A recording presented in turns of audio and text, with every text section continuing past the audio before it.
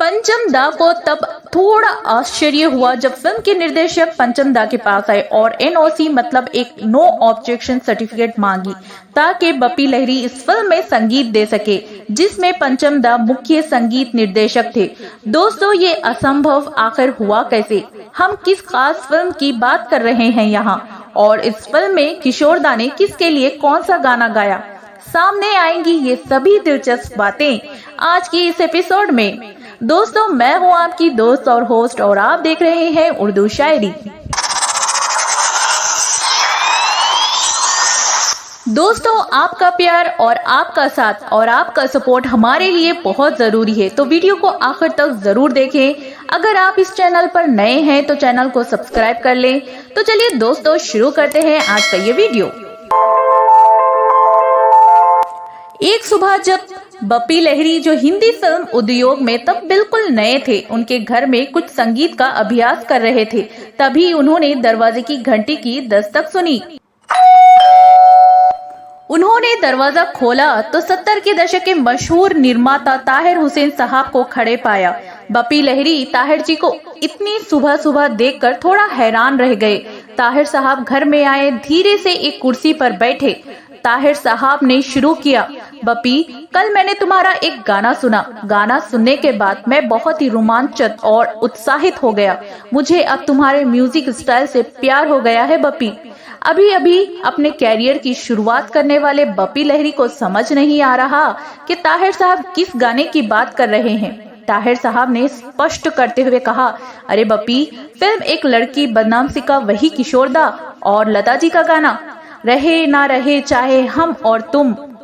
मैंने इसे कई बार सुना और मुझे लगा कि मुझे तुमसे एक बार बात करनी चाहिए। उस समय तक बप्पी लहरी के पिता अपरेश लहरी जी भी चर्चा में शामिल हो गए। ताहिर हुसैन ने कहा, मैं तुमको एक और फिल्म के लिए साइन करना चाहता हूँ। बप्पी थोड़ा क्लियर कर देते हुए, दोस्तों, बप्पी लहरी ने कुछ दिन पहले ही ताहिर जी के साथ फिल्म जख्मी साइन की थी। बप्पी लहरी लड़खड़ाते हुए पूछे, कौन सी फिल्म ताहिर जी? ताहिर जी ने मुस्कुराते हुए कहा, हमने जस्ट अभी फिल्म की शूटिंग की है। बप्पी लहरी को कुछ समझ नहीं आ रहा था। जिस फिल्म की शूटिंग शुरू हो चुकी होती है, इस फिल्म के संगीत निर्देशक भी तो होता है। ताहिर जी अब इस फिल्म के लिए मुझे क्यों चाहते हैं? सोच में पड़ गए बप्पी लहरी। बप्पी जी के पिता ने टोकते हुए कहा, ताहिर जी, अगर शूटिंग शुरू हो चुकी है तो फिर फिल्म का संगीत कौन दे रहा है? ताहिर जी ने मुस्कुराते हुए कहा, R.D. बर्मन। दोनों पिता और पुत्र एकदम से चौंक गए। बप्पी लहरी एक शब्द भी नहीं बोल पाए। किसी तरह कुछ पल की खामोशी के बाद बप्पी लहरी के पिता ने ताहिर जी की ओर देखा और कहा, R.D. बर्मन मेरे बेटे को उनके कैंप में क्यों आने देंगे? उन्होंने फिल्म के गानों का म्यूजिक तो तैयार किया होगा। हाँ, ताहिर जी ने कहा, गाने बिल्कुल तैयार हैं और पंचम दा ने बहुत अच्छा काम किया है, लेकिन मैं चाहता हूं कि बप्पी लहरी फिल्म का बैकग्राउंड म्यूजिक दे। फिर वही सवाल बप्पी लहरी के पिता ने उठाया, ताहिर जी, R.D. बर्मन किसी नए लड़के को उनके कैंप में मौका क्यों देंगे? फिल्म का बैकग्राउंड म्यूजिक तो खुद R.D. बर्मन या उनकी टीम से कोई भी दे सकता है। ताहिर जी ने भी एक पल सोचा और कहा, चिंता मत करो, तुम कल स्टूडियो आ जाओ। बप्पी, मैं पंचम से बात करूंगा। नहीं, बप्पी लहरी के पिता ने कहा, ऐसे तो मेरा बेटा नहीं जाएगा। वो उसकी टांग खींच सकते हैं, क्या पता। यदि आप सच में अपनी फिल्म में बैकग्राउंड म्यूजिक के लिए बप्पी को लेने के लिए उत्सुक हैं तो मुझे बहुत खुशी होगी।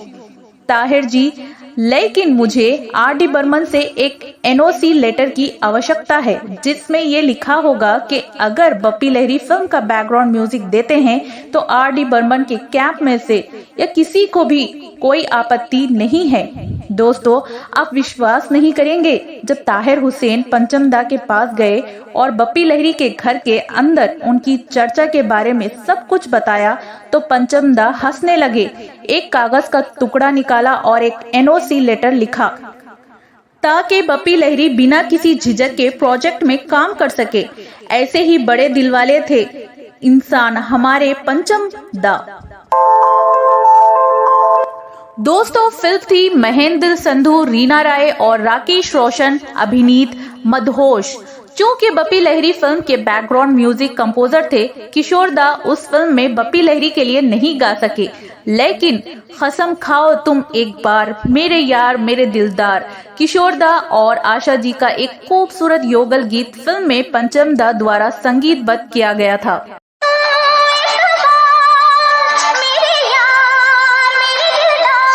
और दोस्तों, अगले ही साल बप्पी लहरी और किशोर दा के संयोजन ने फिल्म जख्मी में एक सर्वकालिक सुपरहिट गाना दिया। तो आज की इस वीडियो में बस इतना ही दोस्तों, जहां हमने आपको एक दुर्लभ से दुर्लभ तथ्य बताया है, जब डिस्को किंग बप्पी दा और मेलोडी किंग पंचम दा ने एक ही फिल्म के लिए संगीत दिया था। इस पर अपनी राय कमेंट करें और अगर आपको ये एपिसोड पसंद आया हो तो वीडियो को लाइक और शेयर जरूर करें। हमारे चैनल को सब्सक्राइब करें और हमेशा उर्दू शायरी से जुड़े रहें। आपका बहुत बहुत धन्यवाद, आभार, शब खैर।